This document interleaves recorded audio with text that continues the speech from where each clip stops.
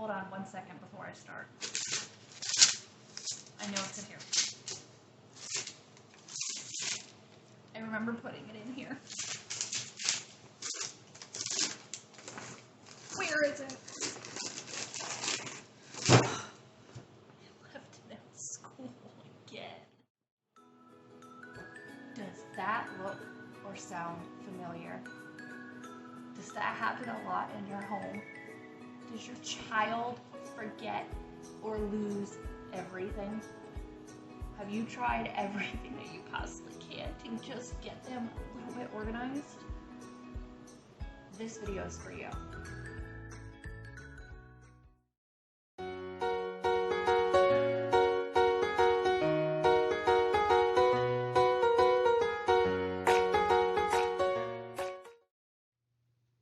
If you are new to our channel, please click the subscribe button that you can see on the bottom corner of the screen. Also, click the bell so you can get notifications of new videos. So, why is organization so hard to master for some kids? Especially those with ADHD. Did you know that ADHD does not just impact attention and focus? It can impair executive functioning skills. Now, you're probably wondering, what in the world are executive functioning skills? These skills are a group of skills that allow individuals to manage their thoughts, actions, and emotions in order to get things done. They also enable kids to plan, manage time, and organize it. So, if you struggle with executive functioning, getting started on things and organizing your life is going to be very difficult for you. These 6 areas will also be affected in a major way. Task initiation, time management, planning, self-regulation, perseverance, and organization.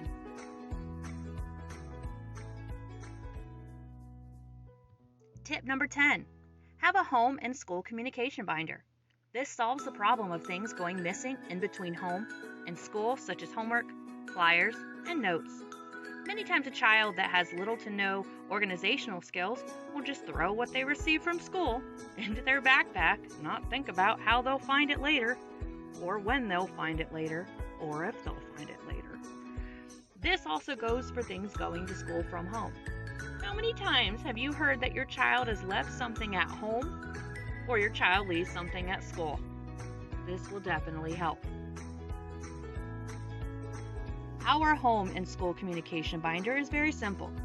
It has the agenda that I will discuss in the next tip and a 3-hole punch 2-pocket folder. I turned this folder into a place for my son to put every piece of paper or every item going to and from school. I used a Sharpie to label each pocket, 1 for to school and the other to home. This way there's a specific spot for everything, so he can find it later. Tip number 9. Use a planner or agenda to keep track of assignments or projects. As noted earlier in the video, children with ADHD have trouble with time management. Sometimes they work on things that are not due for a while, when they really have something due tomorrow that they have not even started to work on. Does that sound familiar? This planner will have 2 different purposes. The first purpose is to write down homework assignments so the child can bring the list home and use it as a guide of what to complete each night. It can also be used as a way for pacing. When a child gets a project, you can sit down with them and break the project into parts. Find out how many days they have to work on it and divide it into sections. For example, a child is working on an essay and it's due in a week. You can divide it up into sections of the essay. The child can work on an introduction on Monday, a paragraph each on Tuesday, Wednesday, and Thursday, a conclusion paragraph on Friday, and they can edit and revise on the weekend. You would write all this down in the planner on each of the days to ensure the child knows what to do each day. Have them highlight the item once it's finished. Not only is this visual reminder of what they have done, but writing with highlighters is fun. Tip number 8. Set up a designated homework area in your home. A child that is struggling with organization needs an organized space to work. Ensure that only essential items are in the area. 1, so it is easy to organize and keep neat. And 2, so there are not any distractions to get him off task. Items that could be included are pencils, glue, scissors, highlighters, pens, expo, paper, notebooks, and books that are required for the homework. Everything has its own place so the child can locate it at any time. Tip number 7. Everything should have its own place and be returned right after using it. The child should be able to work in various different seats or places around the room to ensure that they are comfortable. No one can be successful in focusing or completing work when they are uncomfortable. Once they have finished working, however, everything must be returned to its correct location. Everything in that area should have a cup, a bin, or a bucket to go into. Labeling them for young children would be helpful as well so they can have a visual. In home, if the items are not returned, my son cannot work around the room the next time. He must be at his table. With this strategy, everyone in the family will be able to locate these items at any time. Tip number 6. Create a password and website list.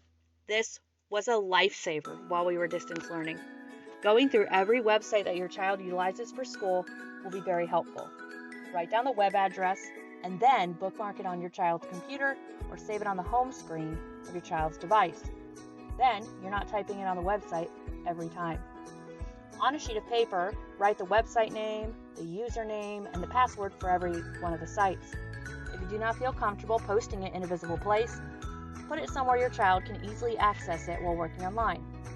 Even though we will most likely be returning to school in the fall, this will come in handy as the students have a lot of online resources the teachers use for enrichment and other practice.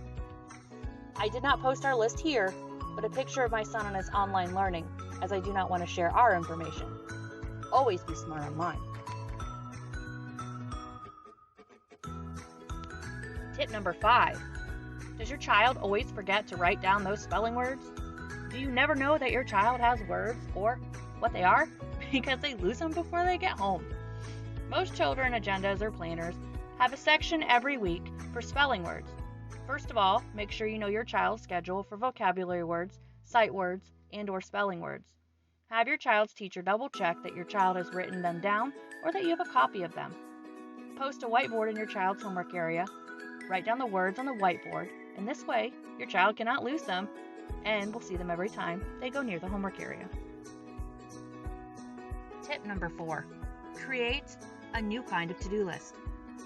This list can be used in the classroom and at home.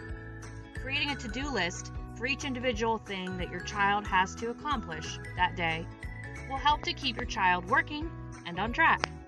Now remember when I mentioned at the beginning of the video that children with ADHD can also struggle with planning? What does that exactly mean? This means that a child cannot figure out what to do first or what to do next. They may understand how to do each individual step, but they cannot put them together in a sequence to reach a goal. Here's a checklist in my son's homework area. This is on a whiteboard as well, so we can change it when he finishes his overall task or goal. Today, he is to be working on cleaning up his room.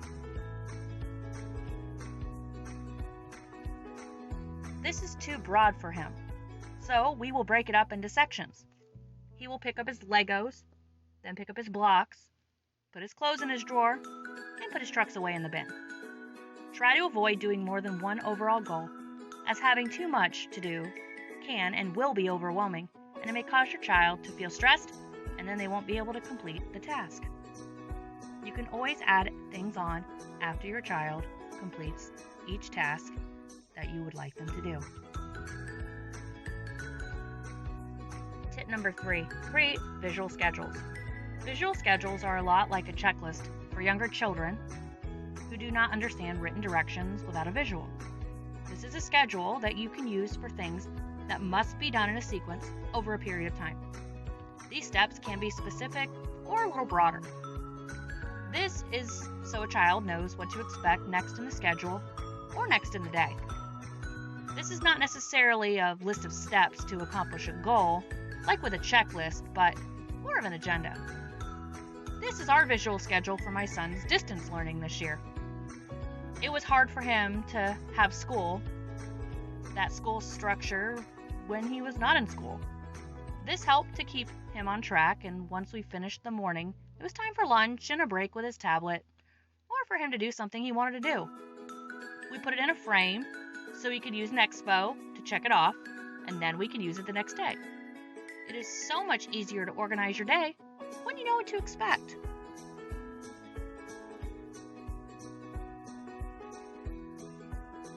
Tip number 2. This is an important tip that should be done weekly. Sit down with your child and your child's backpack. Go through every part of the backpack. Take out the items that are graded. Make a decision on whether to keep them or to trash them. Whatever you do with it, it should not go back into your child's backpack. Check to see if the work has a grade on it. If it does not have a grade on it, several things could have happened. As a teacher, I know that 1, the child did not turn it in and did not get a grade on it, or the teacher did not want to grade it. It's better to get those things together and put them in the send to school folder just to double check if the teacher did in fact get it or need it. It's better for the teacher to send it back with a note that it's okay than for your child to be missing work and have to redo it or take the lower grade. Also, take out anything that is not necessary for the day. Having extra things in the backpack will just cause a child to create a messier space than needed and will give more space for them to lose the things they do need. Teachers can also do this for desks once a week or once every other week. I found a lot of interesting things in what I call the abyss of the desk or the backpack. Once it goes in, for some reason, it just never comes out. Tip number 1. And I'm giving you this tip as an educator and as a parent. Communication with your child's teacher is vital for your child's success with developing organizational strategies for home and for school. Remember that your child's teacher is a member of your team to ensure your child's success. Open and consistent communication with a teacher will help your child stay on track. If you find something that works at home or something that you started at home, let the teacher know. For example, if the teacher is struggling to get your child to complete work in a timely manner, talk to her about checklists that you've made or how breaking it down into smaller pieces keeps them on task. If you have a homeschool communication binder, let the teacher know. That way, she can encourage your child to put the items where they go and make sure they're writing in their agenda. Also, if you're developing a new organizational system and are already struggle with organization, going back and forth between 2 different systems, one at home and one at school, may be really confusing. Ask the teacher if you can help keep some consistency between the classroom and home.